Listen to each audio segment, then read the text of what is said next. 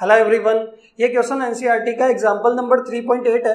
इस क्वेश्चन के अंदर हमें एक व्हाइट स्टोन ब्रिज का अरेंजमेंट गिवन है और इसके अंदर हमें गैल्वेनोमीटर से कितना करंट फ्लो कर रहा है उस करंट की वैल्यू कैलकुलेट करनी है।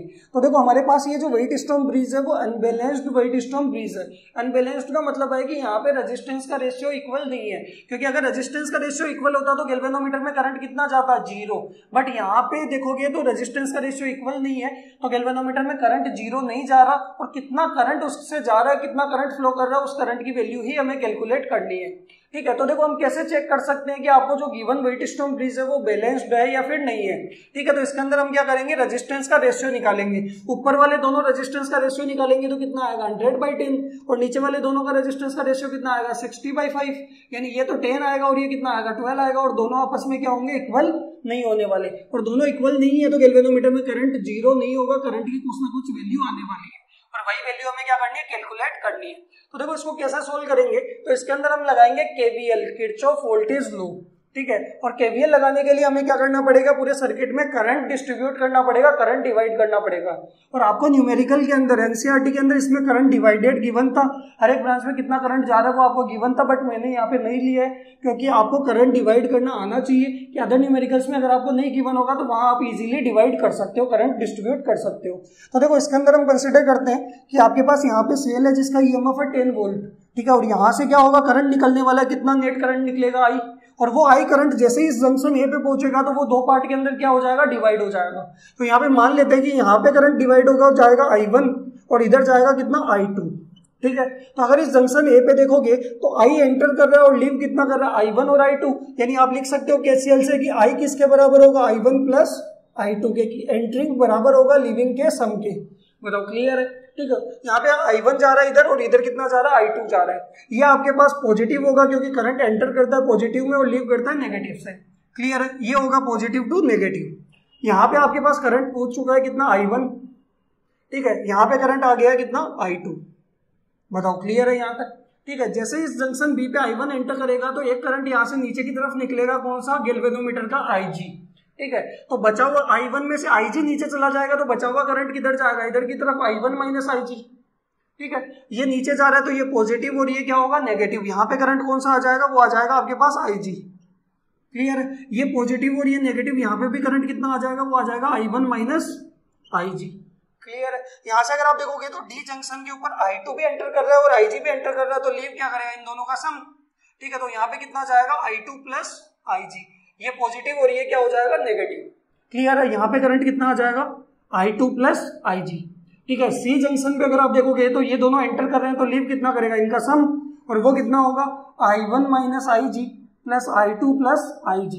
तो माइनस का IG प्लस IG कैंसिल हो जाएगा तो करंट कितना आएगा, I1 प्लस I2, और वो किसके बराबर होगा, I के, यानी नेट करंट। जितना करंट सेल के पॉजिटिव से निकला उतना का उतना करंट वापस नेगेटिव में जा रहा है। इसका मतलब आपने इसके अंदर करंट डिस्ट्रीब्यूट आपका सही किया है, डिस्ट्रीब्यूशन सही है, करंट आपका एकदम करेक्टली डिस्ट्रीब्यूट हुआ है।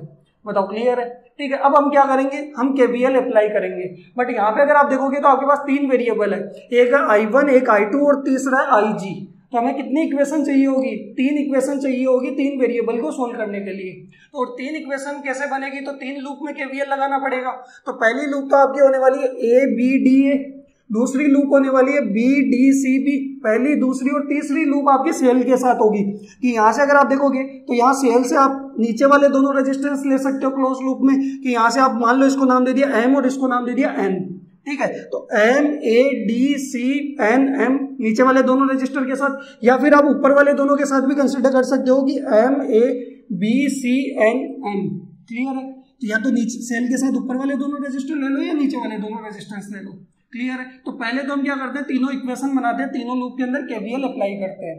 क्लियर है, तो सबसे पहले वाली लूप में अगर हम बात करें तो A टू B और B टू D करंट क्या जा रहा है, सेम डायरेक्शन में जा रहा है, और A टू D क्या जा रहा है, अपोजिट जा रहा है। तो दो ब्रांच में सेम डायरेक्शन में करंट है, उनको हम प्रायोरिटी पे रखते हैं, उस डायरेक्शन में क्या चलाते हैं, लूप चलाते हैं। क्लियर है, इसको बोलेंगे लूप 1। क्लियर है कि यहाँ पे अगर आप देखोगे तो A टू B और B टू D, क्लियर है, इस डायरेक्शन में करंट सेम है तो इसमें हम लूप चलाएंगे। तो यहाँ पे हम क्या करते, क्या है, इक्वेशन बनाते हैं इसकी, अप्लाई केवीएल इन क्लोज्ड लूप 1, या तो 1 बोल सकते हो या फिर आप बोल सकते हो ए बी डी ए। इस लूप के अंदर हम क्या चलाएंगे, केवीएल लगाएंगे। ठीक है, तो यहां से अगर आप देखोगे ए से स्टार्ट करते हैं तो यहां से आगे बढ़ेंगे तो पहला साइन किसका है, प्लस का। यहाँ पे आपके पास रेजिस्टेंस है 100 ओम और करंट कितना है I1, तो इसका टीपीडी कितना हो जाएगा 100 I1। बताओ क्लियर है। इससे आगे यहाँ से हमें क्या करना है, नीचे जाना है, तो यहाँ पे पहला साइन किसका है, प्लस का। गैल्वेनोमीटर का रेजिस्टेंस हमें गिवन है 15 ओम और करंट कितना जा रहा है IG, तो ये हो जाएगा 15 IG। बताओ क्लियर है। और यहां से हमें वापस मुड़ना है तो ये आ जाएगा नेगेटिव का, माइनस का कितना हो जाएगा 60 और उसमें करंट कितना जा रहा है I2 बराबर 0। बताओ क्लियर है। तो आप इसको इस तरीके से लिख सकते हो 100 I1 माइनस का 60 I2 प्लस का 15 IG इक्वल टू 0। कि पहली क्लोज लूप के अंदर आपके पास 3 रजिस्टर थे, 3 रेजिस्टेंस थे, तीनों के अक्रॉस हमने टीपीडी लिया और तीनों का एल्जेब्रिक सम किया, वो किसके बराबर हो गया 0 के। ये हमारे पास आ गई इक्वेशन नंबर 1। बताओ क्लियर है। अब क्या करेंगे, सेकंड वाली के अंदर लूप में केवीएल लगाएंगे। तो इसके अंदर अगर आप देखोगे तो B2D और D2C तो क्या जा रहा है, सेम डायरेक्शन में करंट जा रहा है, और B2C क्या जा रहा है, अपोजिट जा रहा है। तो इन दोनों वाली डायरेक्शन में हम करंट चलाएंगे, यहाँ पे इस तरीके से लूप चलाएंगे करंट की डायरेक्शन में। तो यहाँ से हम B से स्टार्ट करेंगे, तो यहाँ पे मैं लिख देता हूँ apply KVL in close loop, और इस लूप को हम नाम क्या दे देते हैं, लूप 2। या तो हम नाम भी लिख सकते हो इस तरीके से या फिर लूप 2। ठीक है, तो यहां से अगर आप देखोगे लूप 2, तो यहां से अगर हम बात करें B से स्टार्ट करेंगे तो पहला साइन क्या होगा, प्लस का, और 15 और करंट कितना जा रहा है IG, तो प्लस 15 IG इसका टीपीडी हो गया। यहां से हम नीचे जाएंगे, यहां से हमें टर्न लेना है, पहला साइन किसका आएगा, प्लस का 5 रेजिस्टेंस है और करंट कितना जा रहा है I2 प्लस IG। बताओ क्लियर है। ठीक है, आगे हम बात करते हैं, यहां से हमें वापस मुड़ना, साइन क्या आएगा नेगेटिव। देखो ये हो चुका है, ये हो चुका है, आगे बढ़ेंगे माइनस का 10 और इसमें करंट कितना जा रहा है, वो जा रहा है I1 माइनस IG बराबर 0। कि यहाँ पे भी 3 रेजिस्टेंस थे 1 2 3, तीनों के अक्रॉस हमने टीपीडी निकाला और तीनों का एल्जेब्रिक सम किसके बराबर हो गया 0 के। ठीक है, इसको थोड़ा सा सोल्व कर लेते हैं। ये देखो 15 IG प्लस आपके पास क्या आने वाला है 5 I2 प्लस 5 IG, और ये हो जाएगा माइनस का 10 I1 प्लस 10 IG बराबर 0। तो देखो इसको लिख सकते हैं माइनस का 10 I1 प्लस का 5 I2। ठीक है, ये दोनों हो गए। यहाँ पे 5 IG 10 IG और 15 IG कितना हो जाएगा 30 IG बराबर 0। ये हमारे पास आ गई इक्वेशन नंबर 2। ठीक है, देखो तीसरी लूप हम किसके अंदर चलाएंगे, नीचे वाले के अंदर, सेल के साथ। तो या तो नीचे वाले दोनों रेजिस्टेंस ले लो या फिर ऊपर वाले दोनों ले लो। तो यहाँ पे जो मर्जी आप दोनों में से कोई भी कंसीडर कर सकते हो। तो मैंने क्या किया, नीचे वाले दोनों रेजिस्टेंस के साथ इसके अंदर लूप चला ली और इसको नाम दिया थर्ड। ठीक है, तो हम करेंगे क्या, अप्लाई केवीएल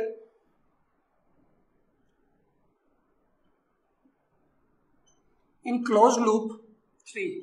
या तो 3 बोल दो या फिर क्या नाम बोलोगे, सेल के बाद से स्टार्ट करेंगे तो MADCNM, एम से स्टार्ट हो गया, एम पे वापस आ गई, मतलब क्लोज लूप में। ठीक है, तो यहाँ पे हम क्या करेंगे, इसके अंदर बैटरी को छोड़ दो, आगे से बढ़ेंगे, स्टार्ट करेंगे। तो यहाँ से देखो पहला साइन क्या आएगा, पहला रेजिस्टेंस यहाँ पे, तो पॉजिटिव 60 और करंट कितना जा रहा है I2। यहाँ से आगे बढ़ेंगे, यहाँ से वापस इधर जाना है तो प्लस का 5 और ये कितना होने वाला है I2 प्लस IG। क्लियर है। और यहाँ से वापस आपके पास कितना आने वाला है, नीचे जाओगे वापस माइनस का 10 इक्वल टू 0। बताओ क्लियर है। तो यहाँ से अगर आप देखोगे तो ये तो हो जाएगा आपके पास 60 I2 और ये 5 I2, तो कितना हो जाएगा 65 I2, ये 5 IG और इक्वल टू हम कितना लिख सकते हैं 10। बताओ, ये आ गई इक्वेशन नंबर 3। बताओ यहाँ तक क्लियर है। अब हम करेंगे क्या कि हमें IG की वैल्यू निकालनी है। तो IG की वैल्यू निकालनी है तो पहले इक्वेशन 1 और 2 के अंदर हम एलिमिनेशन रूल लगाएंगे, दोनों को सोल्व करेंगे और I1 को क्या कर देंगे, कैंसिल कर देंगे। I1 को एलिमिनेट कर देंगे तो हमारे पास इक्वेशन आएगी वो I2 और IG की फॉर्म में आएगी। ठीक है, वो I2 और IG की फॉर्म में जो भी इक्वेशन आएगी उसको इस इक्वेशन 3 के साथ सोल्व करेंगे, I2 को कैंसिल करेंगे तो हमारे पास IG की वैल्यू आ जाएगी और वही हमें क्या करनी थी, कैलकुलेट करनी थी। तो पहले हम इक्वेशन 1 और 3 के अंदर क्या करते हैं, I1 को एलिमिनेट करते हैं। ठीक है, तो अगर देखो ये डायग्राम आपका कोई काम का नहीं है, डायग्राम से हमने तीनों इक्वेशन बना ली। आपको भी जब भी इस तरीके का क्वेश्चन आए तो पहले 1, 2 और 3 तीनों लूप के अंदर आपको क्या निकालनी है, केवीएल लगा के इक्वेशन निकालनी है, फिर तीनों इक्वेशन को आपको सोल्व करना है। ठीक है, तो यहां पे अगर हम बात करें,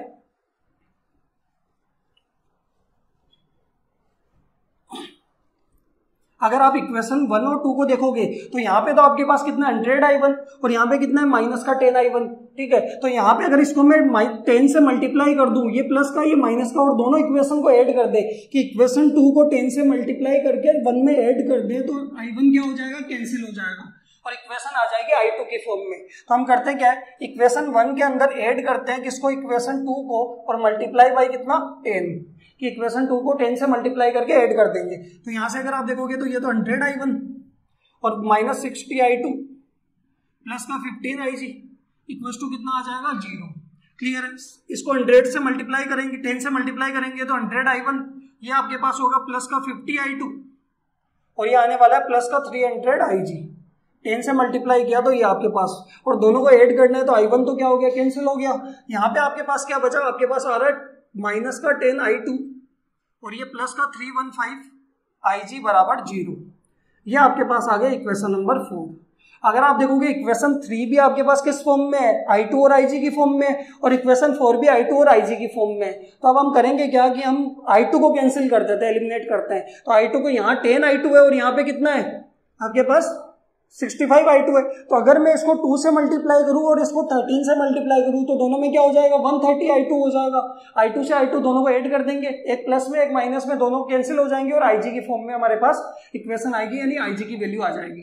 क्लियर है। तो हम करते क्या है कि इक्वेशन 4 को तो मल्टीप्लाई कर लेते हैं किससे, इक्वेशन 3 को तो मल्टीप्लाई कर लेते हैं किससे, 2 से, ठीक है, और ऐड करेंगे इक्वेशन 4 को मल्टीप्लाई करके 13 से। बताओ क्लियर है। तो यहां से अगर आप देखोगे इक्वेशन 3 तो हो जाएगा 2 इंटू 65I2 प्लस 5IG और ये इक्वेशन टू कितना आएगा 10, ये आने वाला है। और आपके पास ये होने वाला है कितना 13 माइनस का 10I2 प्लस का 315IG और इक्वेशन टू 0। ठीक है, दोनों को यहाँ पे अगर आप देखोगे तो आपके पास इक्वेशन क्या बनने वाली है, ये तो हो जाएगा 130I2, ये हो जाएगा आपके पास 10IG इक्वेशन टू 20। ठीक है, और ये हो जाएगा आपके पास 130 माइनस का I2 और 315 को हम 13 से मल्टीप्लाई करेंगे तो कितना आएगा 315 इंटू 13, 3 5 जा 15, 1 4 9, ये 5 1 3, तो ये 5904,095। तो आपके पास कितना आने वाला है 4095 IG और इक्वल टू कितना 0, और ये ऐड करेंगे तो ये तो क्या होंगे, कैंसिल हो जाएंगे। और यहाँ पे आपके पास कितना आ जाएगा, ये आ जाएगा 4105 IG इक्वल्स टू 20। तो IG की वैल्यू आपके पास कितनी आ जाएगी, IG की वैल्यू आ जाएगी 20/4105 एम्पियर। इतना करंट क्या होने वाला है, गैल्वेनोमीटर से फ्लो करने वाला है। बताओ क्लियर है यहाँ तक। ठीक है, तो जब भी इस तरीके के क्वेश्चन आए 3 इक्वेशन बनेगी, तीनों इक्वेशन में से पहले दोनों को आप सोल्व करो। ठीक है, आप देख लो कि कौन सी फॉर्म के अंदर, अगर यहाँ I1 की फॉर्म में होता, अगर ऊपर वाले दोनों रेजिस्टेंस से आपने लूप चलाई होती, ठीक है, KVL लगाया होता, तो यहाँ I1 की फॉर्म में आता।